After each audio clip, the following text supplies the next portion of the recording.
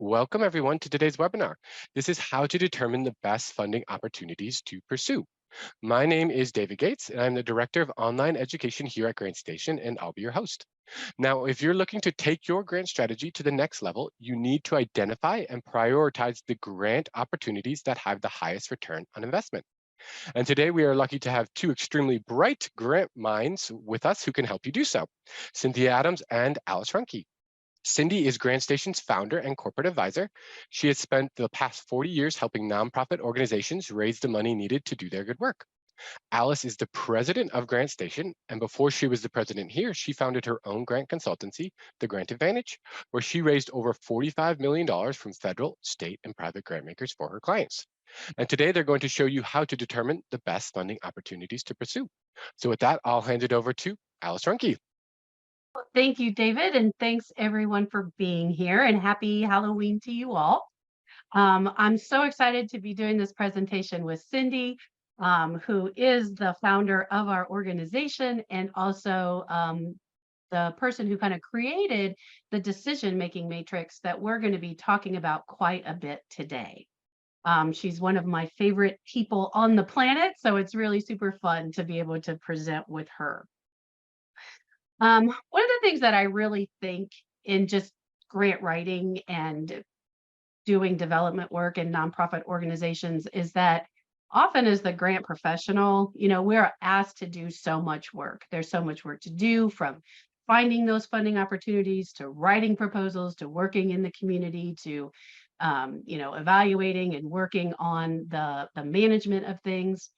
And so the grant decision-making matrix that we're going to focus on quite a bit today is a tool for you to really systematically look at how to identify which organizations, which funders are best for your organization. And the thing that I really like about it is that it is an easy to use tool. It's not something that's going to put more burden on your work or a whole nother system in place that's going to make more work for you to do. It's really a tool that's going to make your job easier. And I think that you'll see that as we go through. But before we get started, I'd like to ask Cindy just a little bit about how it came about that you even kind of created this decision-making matrix in the first place. Oh, thanks, Alice, and I hope everyone can hear me okay. I know my head's not moving. It's because I'm in a very remote area of New Mexico and my internet connection is pretty weak. So if I turn my head on and it starts moving around, then you won't hear my voice. So I had to make a decision, voice or head, and I went with the voice. So thanks, Alice. Yeah, I think the reason I came up with the decision-making matrix was simply because at that time, and I know there's someone here from Fairbanks, Alaska, at that time I was running the Economic Development Center at the Fairbanks North Star Borough. And the Economic Development Center was really a hub for people to come in and get assistance with developing grant proposals and small business plans and things like that. So I would just get all of these people walking in the door with potential grant opportunities. And I needed a tool. I needed something that they could basically go through and make these decisions themselves, whether they should go after this particular opportunity or not. Because my just sitting behind the desk and telling them, yeah, oh yeah, it looks great, you should go for it. Then they put in 80 hours worth of work, and of course they didn't get it. So it seemed like the obvious thing to do. And I mean, decision making can be tough for many of us. Even the smallest decisions, whether you take the shortcut through the subdivision going home or stay on the freeway, those kinds of decisions, you can easily put those off until, you come to the turn. You either go right or you go left, you either stay on the freeway or you go through the subdivision. Most of our decision making is very kind of a spur of the moment. But for some decisions that we have to make, the ones that have definite consequences, which do I buy? Do I buy Mac or PC? Do I serve in that board of directors? Do I go after that particular funding opportunity? You have to step back and truly think through the commitment you're making. and most importantly, the possible outcome of that commitment. And that's why many years ago now, I developed the matrix, and it's changed. It's an organic document. It's changed over time, but this matrix really is a simple to build analytical tool that will help folks make quick, objective decisions about whether they should go after a particular grant opportunity or not. So, that's what I hope. That's how come it came about, and that's what I hope we cover today. Well, excellent. Well, I think that's what we're going to do. Good, sounds good. Yes. So, so those are the things that we are going to really look at today, is try to analyze those opportunities and how you can create your own customized grant decision-making matrix to fit the needs of your organization. And we're also Alice, gonna- we yeah. did. I just wanted to mention, we did add in two things, this determining your pre-application checklist. And that was Alice's idea, you guys. It's a good one because it really fits into this whole, the work you have to do before you apply to a particular grant opportunity. So Alice, thanks for adding that. I think that's really good. And then I wanted to add the overcoming these sort of some common obstacles that you find, because we all know that you start looking at the application guidelines and you go, oh no, I can't apply. They're only funding in a certain geographic area or something like that. So we're going to talk about overcoming those obstacles as well. Excellent. And So, you want me to run through go ahead and run through the agenda, and then we'll go ahead and get started. Okie doke, and I'll hand it off to you after this, but we want to talk about developing the grant decision matrix itself. And just remember, you can do this in Excel. You don't have to do it you don't have to buy some kind of a tool. This isn't fancy, this matrix. You can do it pretty easily in an Excel spreadsheet. In fact, you probably do it in Word. And we do actually have one on GrantStation, a template. And I think you're going to show them that later, aren't you, Alice? Yeah, I will. yeah. Yep. So good. So we have a template you can use if you're a member of GrantStation, already built on GrantStation. And then we're going to look at that checklist of pre-application items that Alice has talked about or will be talking about, and overcoming the barriers. And then we'll go into the Q&A. And with that, Alice, I'll just kind of hand it off to you for a bit. Excellent. Well, thank you. Yeah, so go ahead and type your questions in as we're going along, and then we'll get to those at the very end. But I want to talk just a little bit to kind of start as to why it's important to even use this, matrix in the first place. Why would you develop and adopt a matrix to use? And it's a way to really help you make those objective and quick decisions, to not have to start at ground zero with every single funding opportunity and look through it with different kind of eyes or lenses on it, that you can use it. And really, it can be your reference point to help you decide, should we apply for this or not? Or, to go back on if you've decided, that you didn't apply for something, or you did, you can also then go back and look at the criteria that you used and how you judged things. And was that a good decision? And do we need to make changes into the future? It's also going to help you show funders that you've done your homework, because it's going to help you understand all the things that they're looking for, so that when you do decide to go and move forward, you have all your ducks lined up in a row, for them to know that what is all required, how do I fit within your scope of work, and those kinds of things. And it really shows the funder your due diligence. So that's another good reason to use it. And then it also just kind of helps you focus, because, I've had a lot of times where there's a funding opportunity, and, everyone's coming to you with these different ideas, and it is overwhelming and hard to decide how to use your time in the best ways. So it can really help you, with that direction of where your organization wants to go and can go. And then It also just helps, I think, us as grant professionals with that ability to say no. That, just because somebody brought you a funding opportunity, that doesn't mean it's a good decision to go after it. And so this is kind of the tool once it's, adopted by your board or your fundraising committee or whatever group would be appropriate, then it takes that kind of stress off of you. And it's not like just your, decision, but it's like your collective organization's decision on being strategic about which funding opportunities to pursue. So there's a lot of value to doing this. So our first step is to understand what the matrix components are.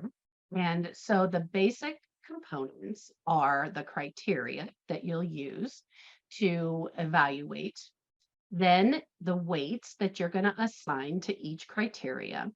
And then finally, you're going to come up with a score that's going to allow you to determine if, we should go forward with this. Do we need to do more research, or is it just kind of a flat out no? Your matrix, like Cindy was saying, this does not have to be really complex. It can be a very simple tool to use, and you can adapt it to the complexity of your organization. So some of you might be a simple, 3-step organization. There's a board, there's an executive director, and there's you. And others might have layers and layers of bureaucracy in them that you have to kind of weave through, which would make the process more complex. But these are the 3 criteria, and you can kind of determine how you want to put them together. Alice? Yes. I think it's important that people realize that you can develop a matrix for private funders and then one for government funders, because it took me years literally years to figure this out. But there really are different criteria and weights that you give those criteria when you're looking at government funding, whether it's state or federal, or if you're from Canada, national or provincial, and then those that are private funders, is just because the relationship with a grant maker that's a private funder, means a lot if you've got a good relationship there. Whereas with government, it's not so much the case. So anyway, I just wanted to mention that. Yep. That's great. And that is a really, really important part that because you would evaluate those 2 types of applications with different criteria and different weights and different considerations. So I think that that's a great idea to create one for government proposals and then one for foundation or corporate kind of proposals. That's an excellent point. So we're going to go through how we kind of establish the criteria and the weights and the score to come up with decisions on if you should apply for or not. We'll also talk a little bit about the criteria that sometimes is real clear cut and objective, and then sometimes that is a little more subjective, which kind of means you need to train the people who are doing this a little bit to make sure that everybody's kind of coming to the same conclusions. So we'll walk through each of these components piece by piece here, starting with the criteria. And we're going to with the mandatory criteria. So these are things that just absolutely have to be in place for you to even, continue on to look at different, additional criteria. And usually these, again, are kind of like yes or no answers. So looking at, your organization type, does that funder fund nonprofit organizations, or does it only fund individuals, let's say? So, if you didn't fit that eligibility, then there's no sense in, continuing on to look more at the funder and the details.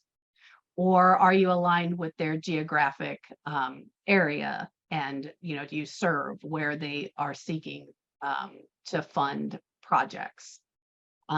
Looking at that mission alignment is really important, because you can write the best application in the whole world, but if you don't fit with what that funder is trying to achieve through their own kind of initiatives and grant categories, then you're not going to get the grant, even if it's, needed or anything like that, if it's not aligned.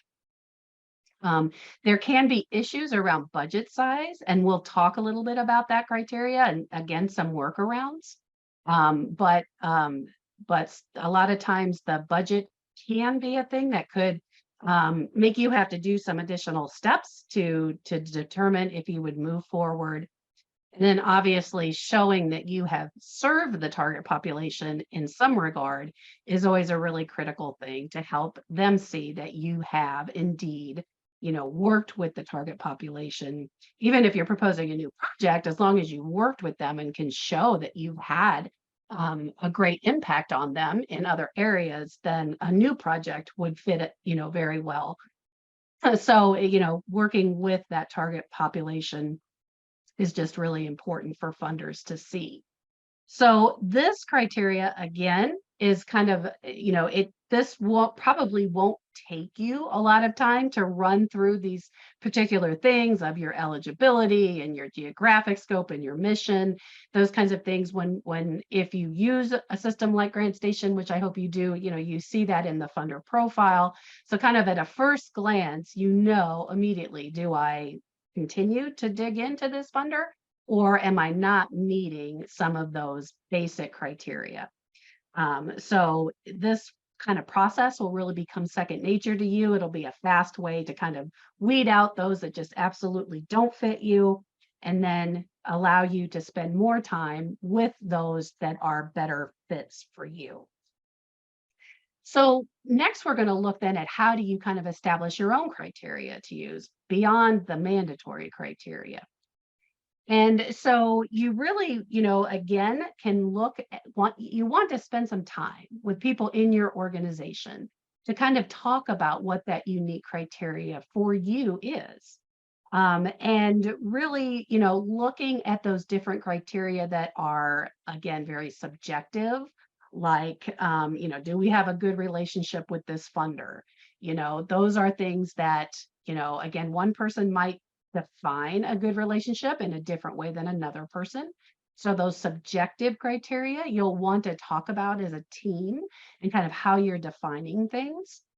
And then there's also going to be the kind of much simpler, just objective criteria of, do we have the matching funds that are needed?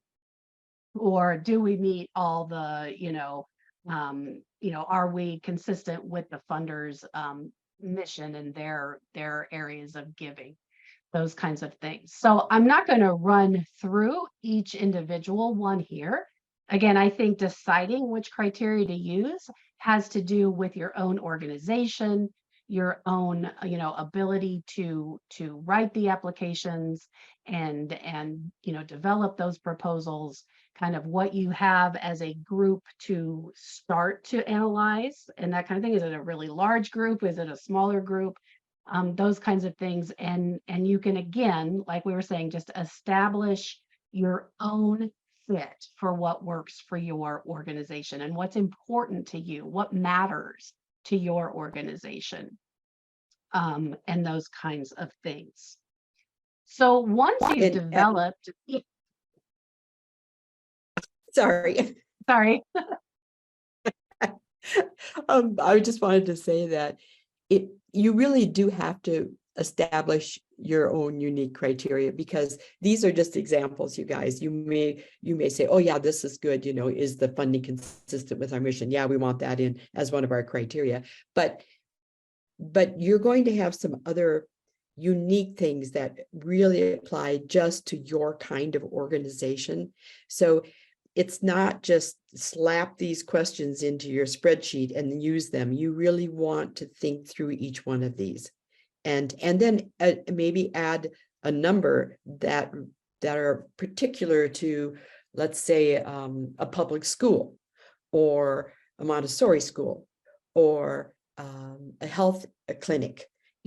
So whatever it is, you just want to make sure that you're creating your own unique criteria. And that's why Alice said this takes some thinking. It does. You really have to spend a little bit of time considering what criteria you think should be added to your particular, matrix. I'll shut up now. Oh, that's good. That's good. Thank you, Cindy. That is really important. And so that's also what makes it, again, I think it's a tool that, takes a little bit of time up front to develop, because you do have to, have those conversations and do that kind of exploratory work of what makes sense for you. But then once it's developed, it becomes a really usable, easy to use tool to use. So I think that little bit of investment is going to really pay dividends in the end. And then the next step to this then is, once you've established what the criteria are that your organization is going to use to decide, then you want to weight the criteria. And so, you can do it from, a 1 to 3, with 1 being low and 3 being high, or 1 to 5, or you can even go 1 to 10. I probably would stay right in that middle of 1 to 5 if you're just starting with this process. But you would add a weight. What's the most important things to us? So potentially it's, that great fit with the mission. And, even if we don't have a relationship with the funder, we really feel that if we have that great fit with the mission, then we, can really communicate our story to the funder. So again, this will be something that you'll determine. Number one, how much weight you want to put out there, 1 to 3, 1 to 5. And then it's always a great idea as well. And Cindy taught me this, to kind of work sideways, to look at those areas and those questions that tend to be the hardest for your organization, or kind of, like things that are your bottlenecks, and work from those first. So, if staff time is a really important criteria and you just don't have, enough staff time to do this kind of work, that might be one that you kind of go and address first. And, that's a real negative to this project, or that's something that we can handle, that sort of thing. So, you're going to weight each and every one of the criteria, but you might want to start with those trouble areas first, because again, maybe that would kick out, let's say, a federal proposal, where you just don't have the bandwidth of staff to put something like that together. And so then you don't have to go through the rest of the criteria. And then I think another really good hint with the, kind of the weight and this sort of thing is, have your small committee of who does this. It might be a couple of people, might be 3 people who, work through the different criteria and the decision-making matrix. But the more input you get from other people, especially as you're developing it, I think the better your tool is going to be to use, because maybe you don't understand the finances the way the financial people do. And so they're going to really suggest some financial categories that you wouldn't have even thought about, or why they have to be, rated this high that you had never thought about. So really try to, work with all different stakeholders at your organization to develop this, so that the tool is usable for you and just a really good resource for you moving forward. And so here is just kind of a sample key of using that weighting, where this one, just used 0 as neutral, or it just doesn't fit us. And then a 1 to 5. So again, you can decide what your spread is going to be of numbers.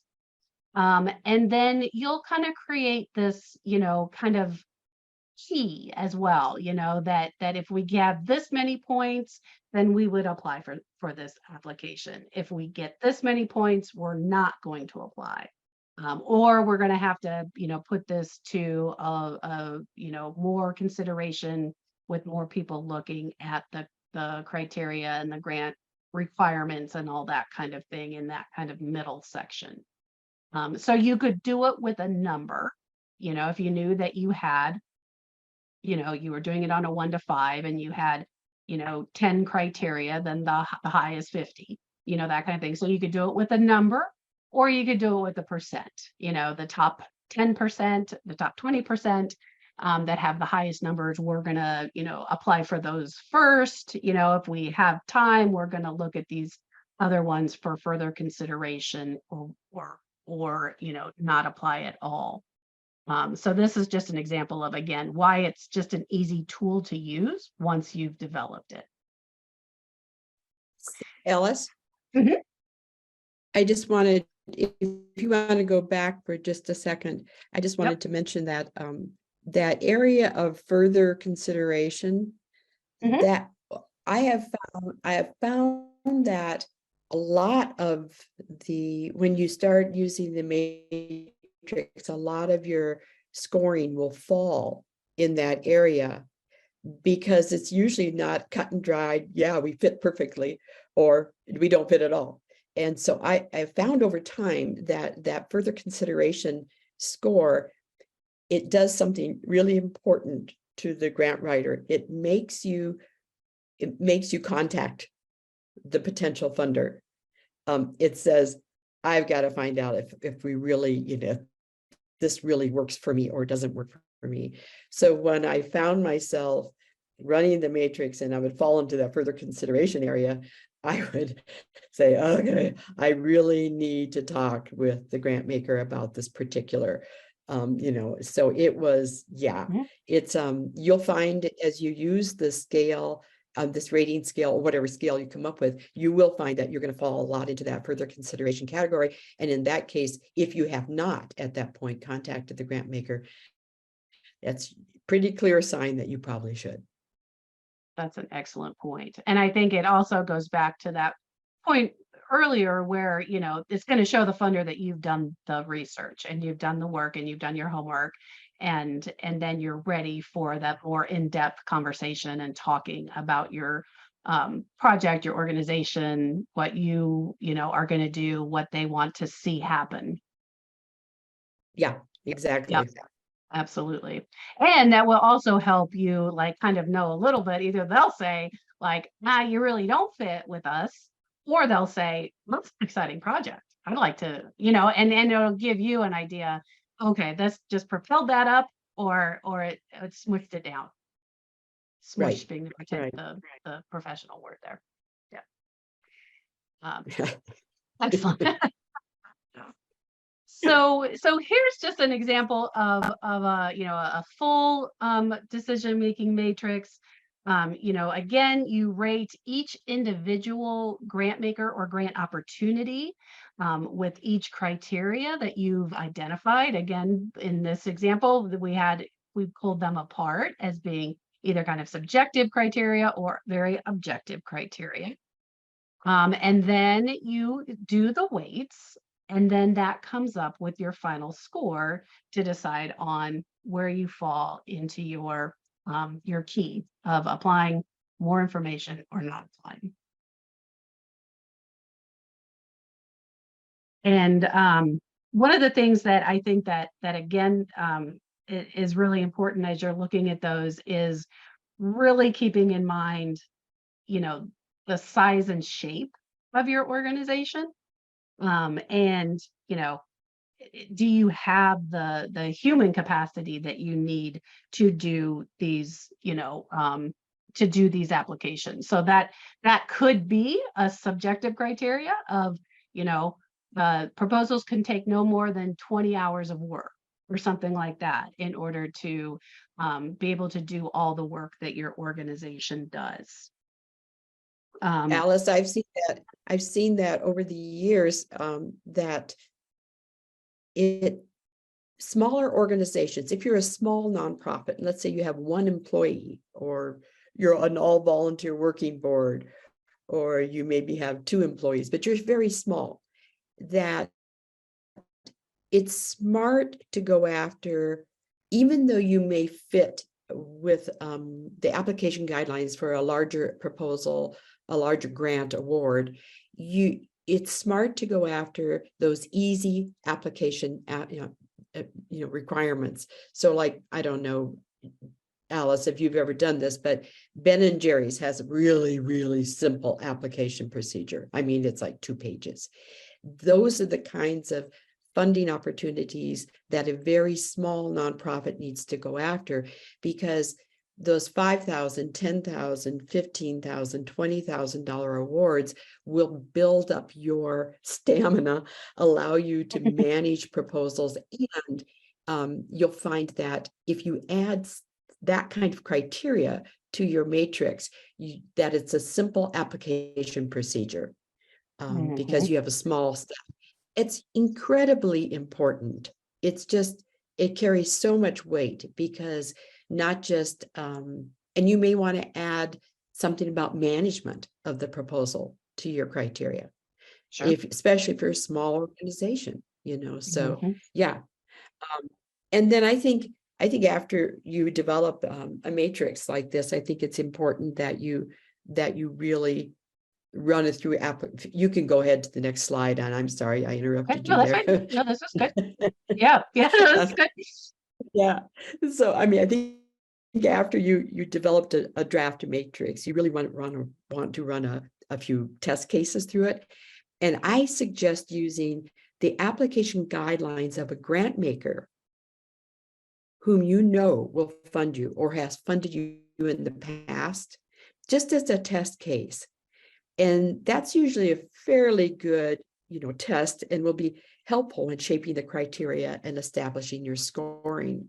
So once you've developed your matrix, just look for, if you've already received awards from one or two funders, run those application guidelines through that matrix, and it will really give you an idea of like, oh, whoops, I should have added this, or, oh, that should have more weight, or whatever it is.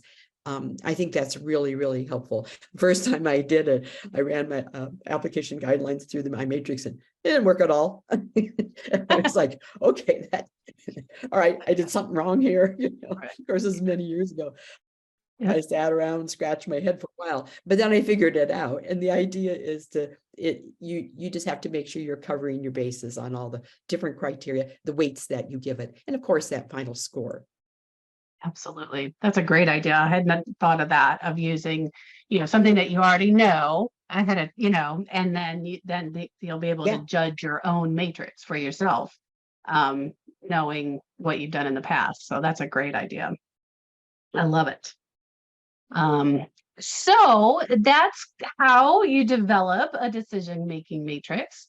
And so we're going to move next to looking at some of those things that you can have on hand, that are just kind of the pre-things that you have to do in the submission process, that can be easier if you learn a few tricks and have some different systems down, so that it kind of helps you like understand the criteria better that you've developed, and what you have on hand and what you don't have on hand, and things like that.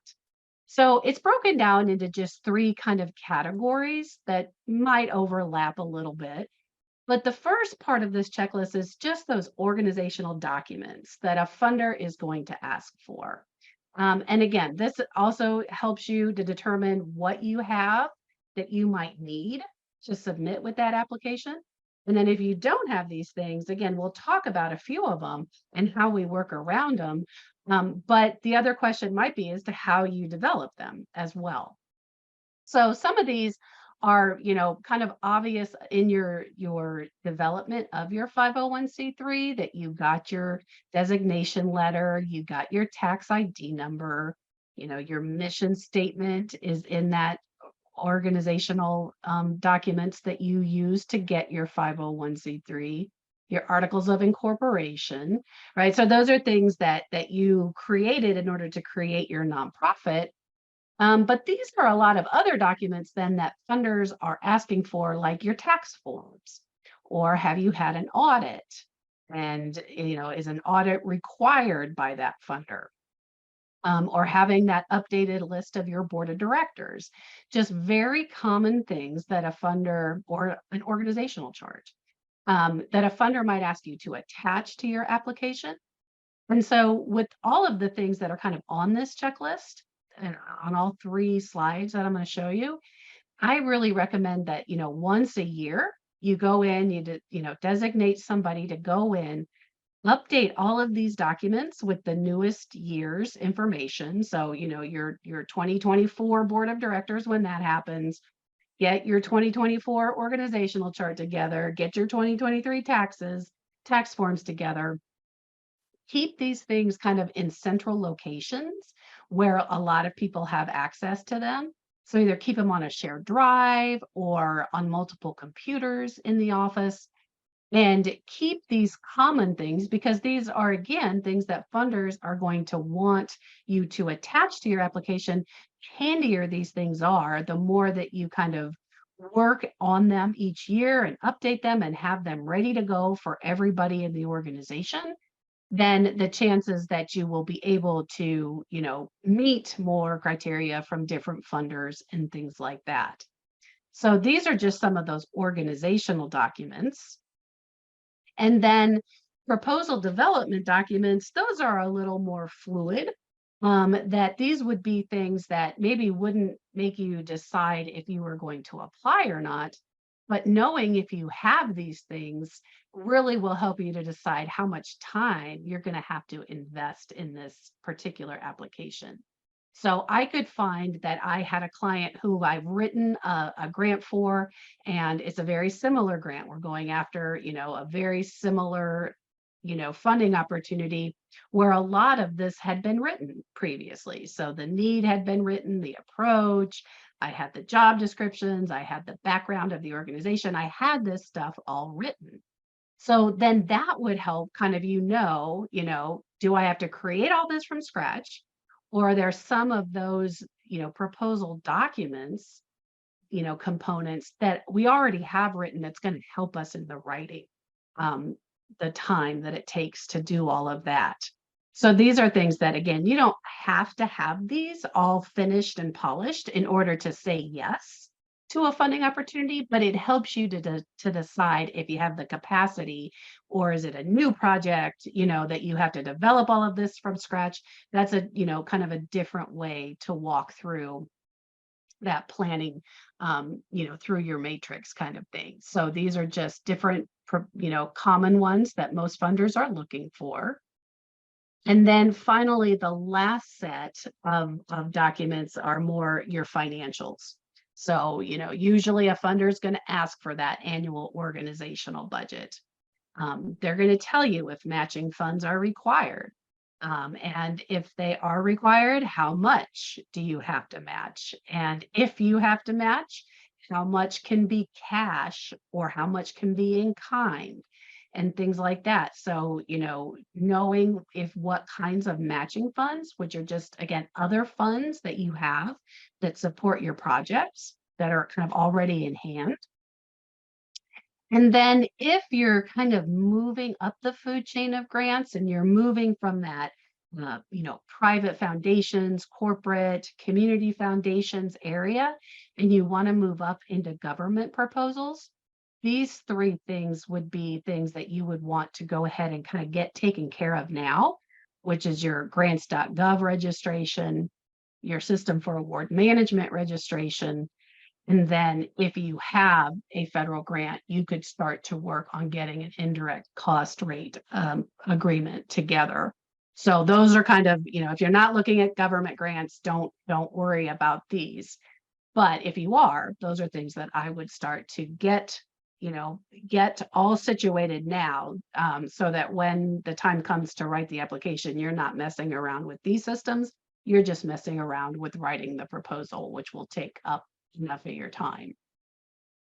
So these are just some, yes. I just wanted to say that everything on all three of these slides, by the way, they're very good. Okay. Everything on these three slides, these are great tasks for the fundraising committee.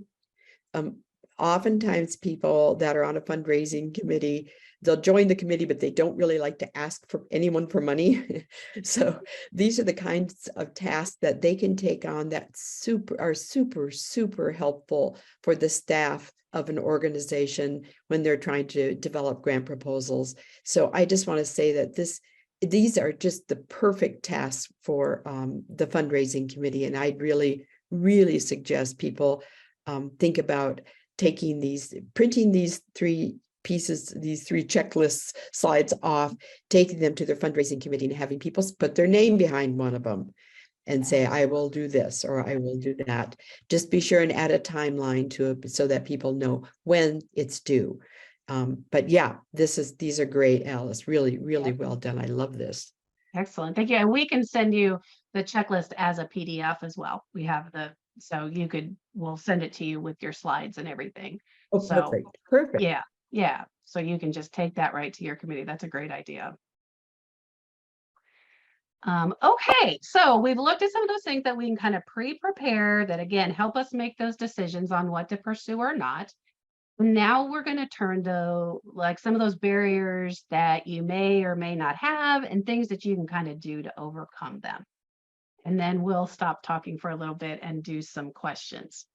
So if you're finding that you are having, reoccurring areas that come up a lot that kind of knock you out of the competition, or just, things that seem that you're always running into this roadblock, of not having that audit, which that would happen to me quite a bit with my clients, is they wouldn't have an audit and an audit was required. So what could you do? Or if you just don't have enough of a kind of a history as an organization, you're new, what can you do? Or you're not in the right area, what can you do? You're not in the right geographic scope as the funder. And as we go through these, we're going to give some suggestions, but feel free, if you have overcome any of these barriers, to throw how you did it in the chat for us to learn additional ways that people are kind of doing the work around to help fix some of these roadblocks. So we're going to start with just the not enough, financial management, and you don't have that audit. And one great way to overcome that is to work with a fiscal sponsor. And there's a national organization called the National Network of Fiscal Sponsors. And they have a lot of great information on just the process of obtaining a sponsor, how you work through the process, different tools and toolkits that you can use. And then it also has a list and a database of organizations that serve as national sponsors. So if, again, I've had an organization that didn't go through this national network, but they were a small nonprofit, but they didn't do an annual audit, and they were applying for the community development block grant money in their state. And it required an audit, and there was no workaround with the state agency. So they partnered with another agency that became their fiscal sponsor. This process, there's a few different types of ways that you can be in a relationship in a fiscal sponsorship. And then there's also some myths that I kind of want to at least address as you're, thinking about maybe working through this process. So there's more than two types, but the two types that are probably the most common would be the comprehensive fiscal sponsorship and then the pre-approved grant relationship. So in the comprehensive fiscal sponsorship, the sponsor really becomes the owner of the program, if you will. And that was kind of a myth I always had, that I always thought you could just use a fiscal sponsor to get money from this agency and give it to this agency who gives it to me, right? But if you can't just have somebody funneling money to you if it's not all, in the right way, like you don't have the proper requirements, or you don't meet the eligibility. You can't just funnel money through an organization that just says, oh, my hands are off of it. So with the comprehensive fiscal sponsorship, you can go to that organization. They kind of own the project, if you will. They apply in their own name, and then you do the work with them for them when the monies come in and report back to them. So you can do that kind of fiscal sponsorship. Or the pre-approved grant relationship is when that fiscal sponsor is granting money to you. And so it doesn't become a project of the fiscal sponsor. And those are kept a little more separate. So you as the program implementer, then, takes the money, reports, back to the fiscal sponsor. So there's a lot of different kinds as well, but those are probably the two most common ones. But it can really be that great workaround, until you have enough money to, again, make it, relevant to you to get an audit, or until you maybe obtain that 501c3 status that you haven't obtained yet, that you could take your project to a fiscal sponsor and look at different ways to get that funded. Just a couple of myths on that though. You don't have to, you could do like my example was a 501c3 organization that went to another 501c3 organization to serve as a fiscal sponsor.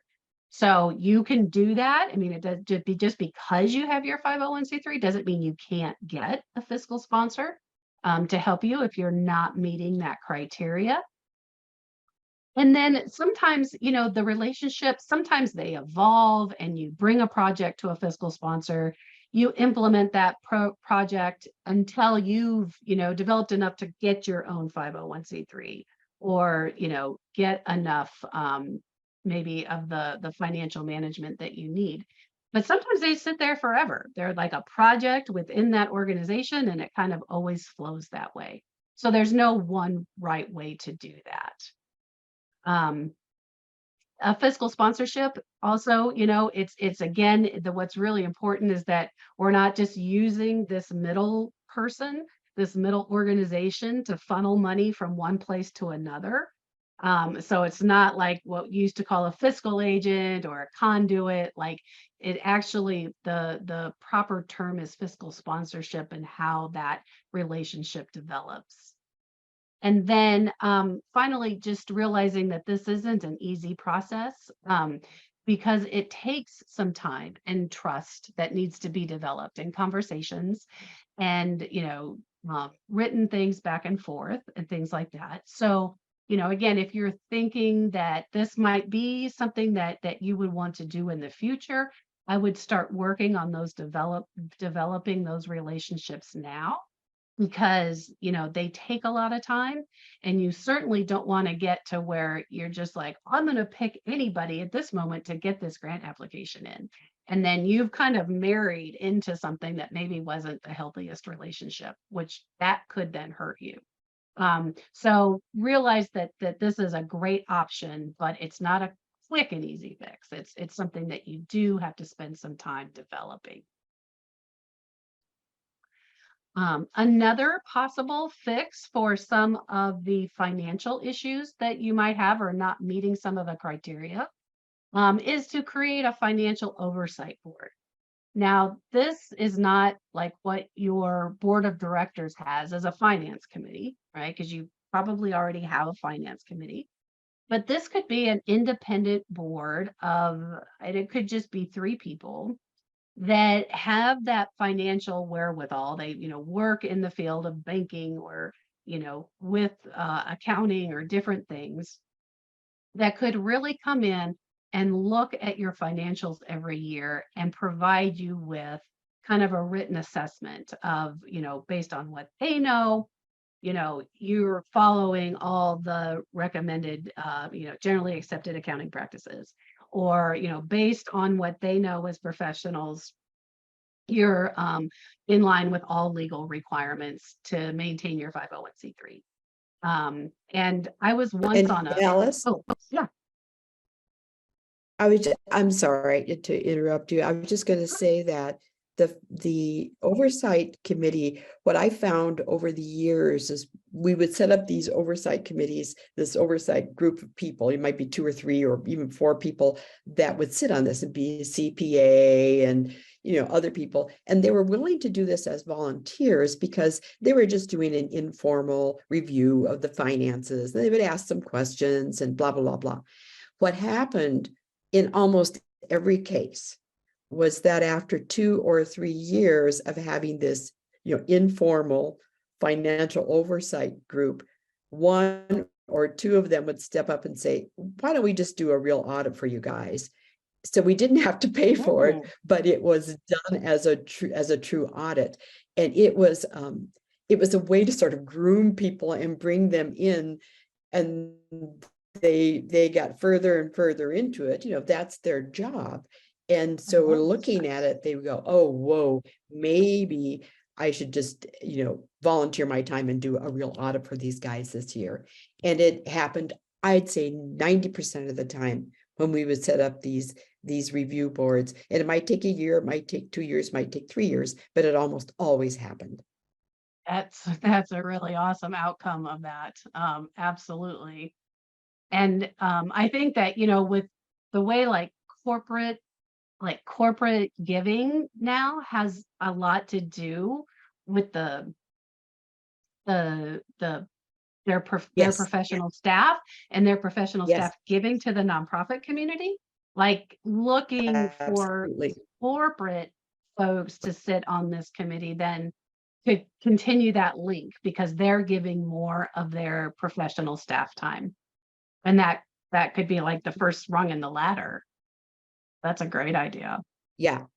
Yeah, It really works. So absolutely. Absolutely. So that's another option to have.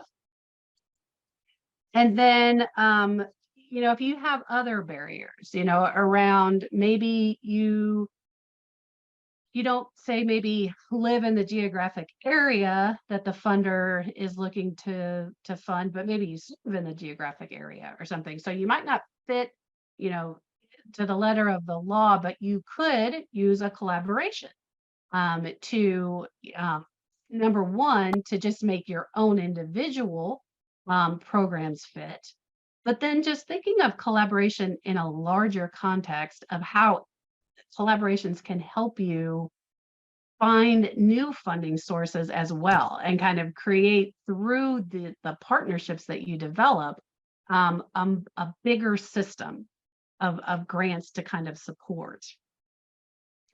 So there's a lot of different ways to collaborate, and they might go from rather informal networks that can be more formal, all the way to more formal coalitions.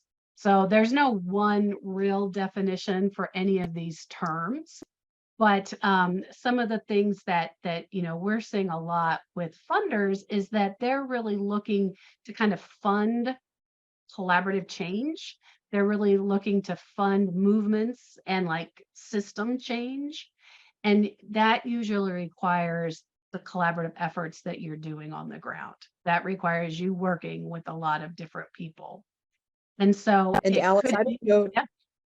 I don't know if you've noticed this, but if you're a GrantStation member, you may have noticed this, because when you go into the types of funding that people provide, you'll see there's one for building collaborations, but there are more and more grant makers out there that are actually funding your organization of forming a strategic alliance, or forming a public-private partnership, or forming a formal or informal coalition of some sort. There's actually funding out there to help you build those types of collaborative relationships that didn't used to be there. So if you're a GrantStation member, and I imagine many of you are, and if you aren't, remember our sale's on today, so it's a good day to join. I think it's the last day. Is it the last day of the sale? Am I right? Today and Tomorrow's the last day. Yep. Oh, okay. Okay. All right. Sorry. Anyway, you can tell I'm just the corporate advisor now. Not in the weeds Anyway, anymore. yeah, not in the weeds anymore. But bottom line is that, yeah, if you are a GrantStation member, go in and look for the funders that are moving into this field. It's sort of a new area of funding for a lot of grant makers, but it's exciting because they're funding so many different kinds of building new networks or building these coalitions or whatever. Anyway, I just wanted to throw that out because I've been looking for this funding for a group that I'm volunteering with, and I was surprised at how many funding sources came up. It was like, oh, wait a minute, we could actually fund the work that it takes to build a strategic. Yeah. Yeah. Yeah, no, I think it's an exciting time for this. And I think that it doesn't have to be huge movements, like huge, reforming the entire criminal justice system, but it can be movements just about like healthier lifestyles in your community, or, different things where you're going to involve recreation and food networks and farmers and farmer markets. And like you're starting just to connect this collaborative group to more to address issues more holistically. Yep, yep, absolutely. Yep. So, okay, so we're going to go ahead and wrap up and answer a few questions as well.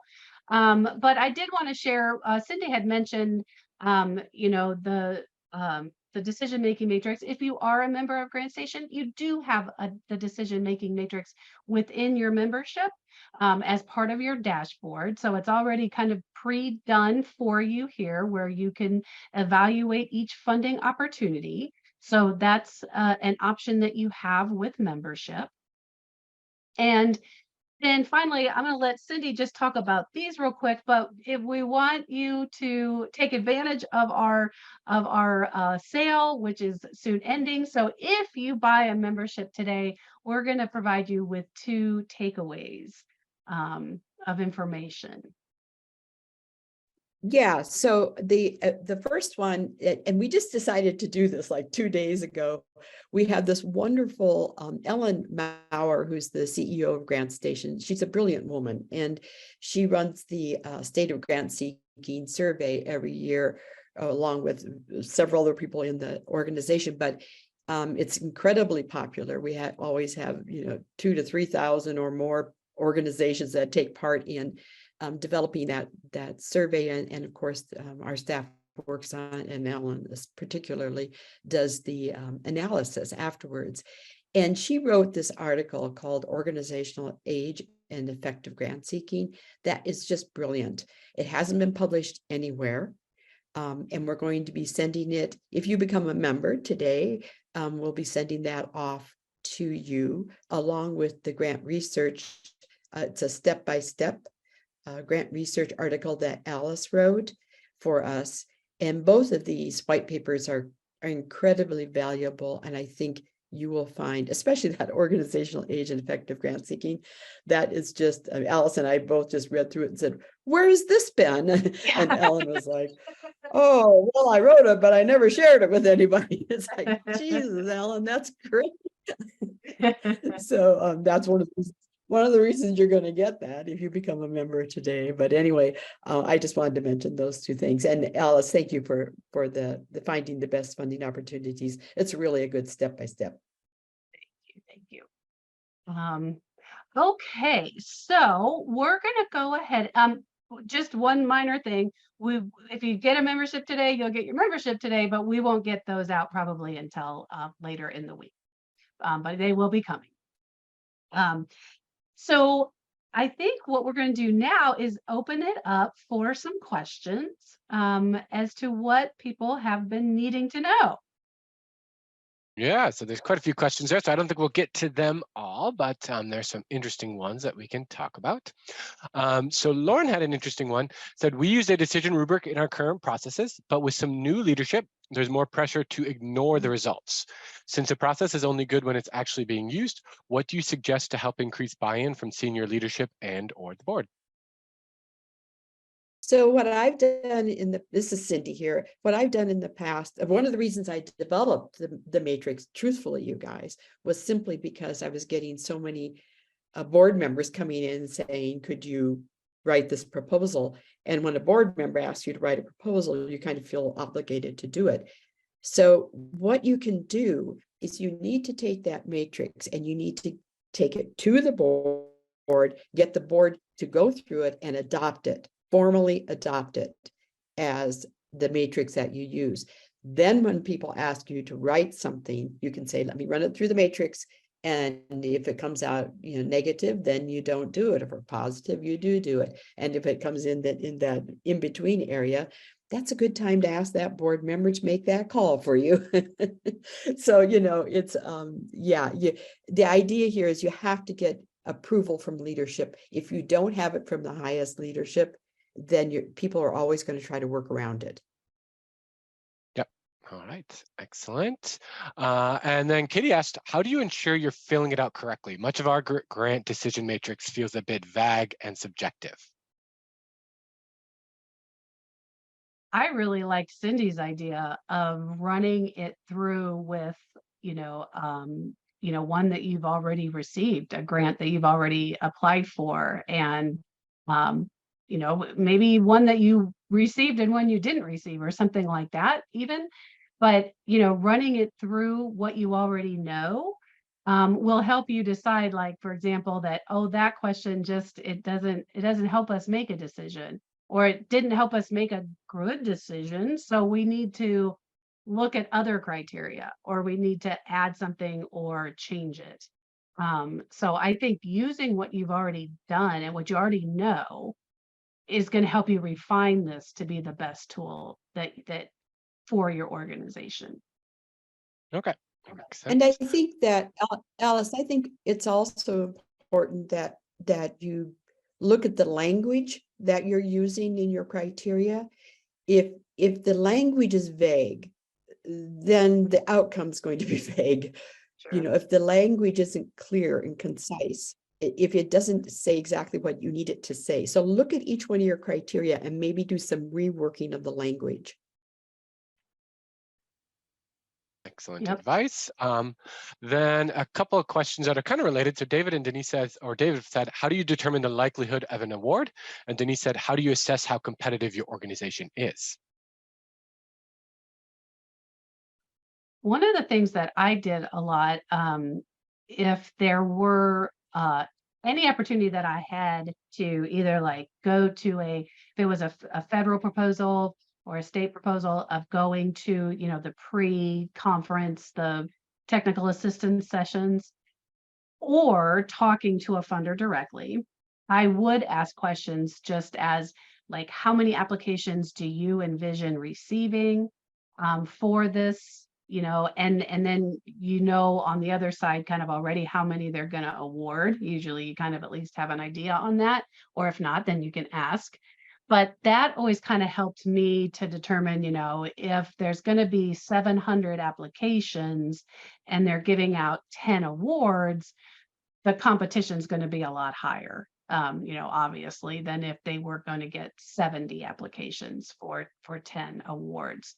So that, finding that information out kind of in the beginning was a way to just kind of determine that likelihood a little bit. It's never going to be perfect, but it at least would give me a gauge to understand the level of competition.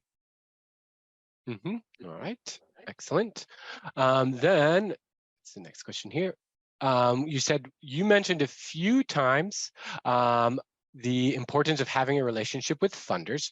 Do you have any tips or strategies on how to build those relationships? You want me to dive in? Yeah, go ahead on that one, Cindy. Yep. Well, for one thing, if you think you're going to be targeting a particular funder, let's just use the community foundation. You've never gone to the community foundation. They don't really know who you are. The best way to start a relationship, and Alice, I'm really going to want you to chime in here, but the best way for me to start a relationship is I would send them, for example, my annual report. I wouldn't send them a request for support. I would send them a copy of my annual report in the mail, the US mail. And I would ask, because what happens is they don't throw things like that away, they file them. And so it starts to get your name in front of them. So whenever you're covered in the press, you send them a little notice about, I thought you might be interested. Our food bank just got this award from the city, or whatever it is that has happened, you can send it. So you start building a relationship by not asking them for funding, but by creating an awareness of who you are as an organization, what you're achieving. And I think that's a sort of a good way to start the process. Alice, your ideas here?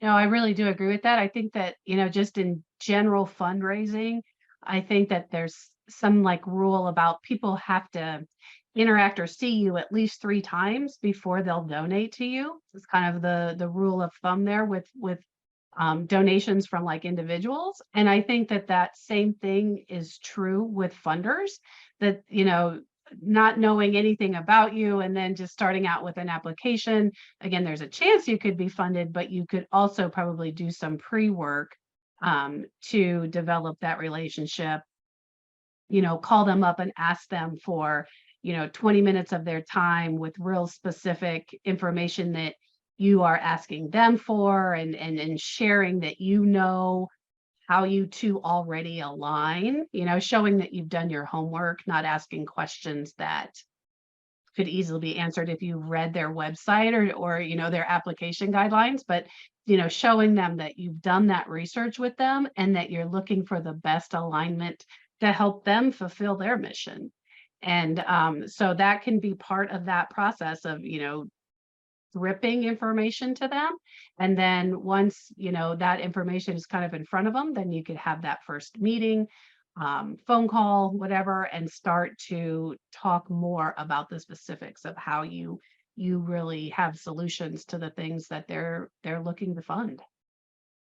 And you know, I sometimes or oftentimes what I would do is, if I were contacting a grant maker for the first time, let's say it was an email, in the opening of the email, I would say, you know, I've read through your latest annual report and your grant application guidelines.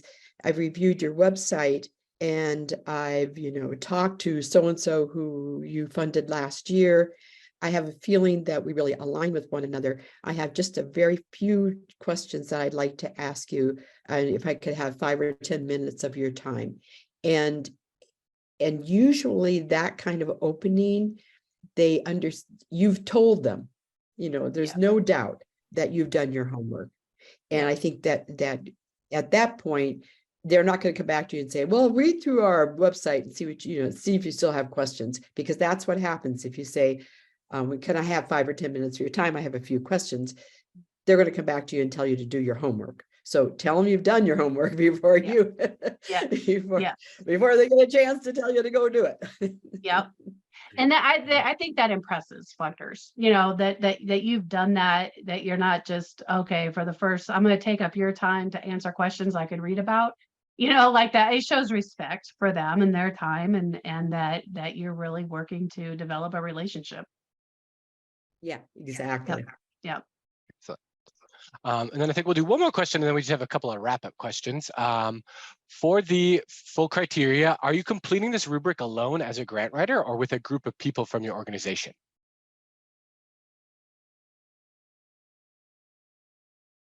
You know, I would usually use something like this. Like I was always kind of contracted, so I didn't work within an organization. I, you know, contracted with my organizations. But I would usually go through this with, you know, like the executive director and then maybe the program person. Um, the places I had didn't really have finance or financial, wasn't the word, fundraising committees. They just tended to be a little bit smaller. So I would usually kind of go through it, what the, you know, what the strengths and weaknesses are of these different things, as this kind of external grant writer that knows them, and then what they know themselves, to determine what to do. Now, the mandatory stuff, I usually was pretty easy to go like, nope, you guys don't qualify. Let's not even spend time. But usually I would work with a couple people at the organization with this. So what I did was, when I had almost always had a fundraising committee, and my fundraising committees, by the way, and Alice is going to talk about that in a training next week. I had sometimes 17 people on my fundraising committee, but anyway, I mean, I had big fundraising committees, but I would have a little subset of 2 or 3 people, and I'd have maybe 5 or 6 grant opportunities in front of us, and we'd sit down and we'd go through the matrix together, and it was great dialogue. It really created a bonding with the fundraising committee and those folks that did that review process, and they loved it. They loved going through the matrix and really, you know, discussing it.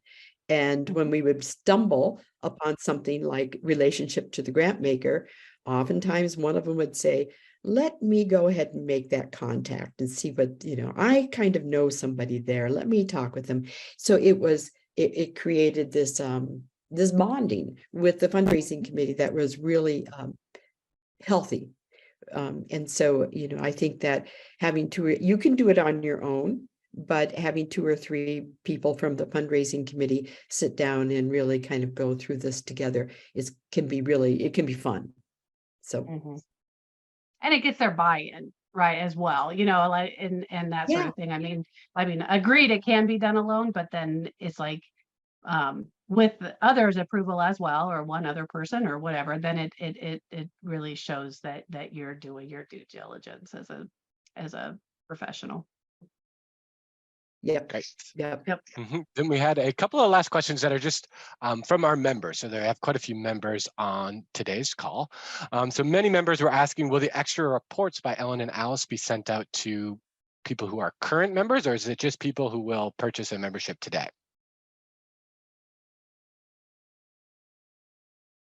We can we can set, I gotta figure out the process in my head here. David, do you want to pipe in at all? Because I'm not the one that's going to be doing it. We can send it out if you're currently a member.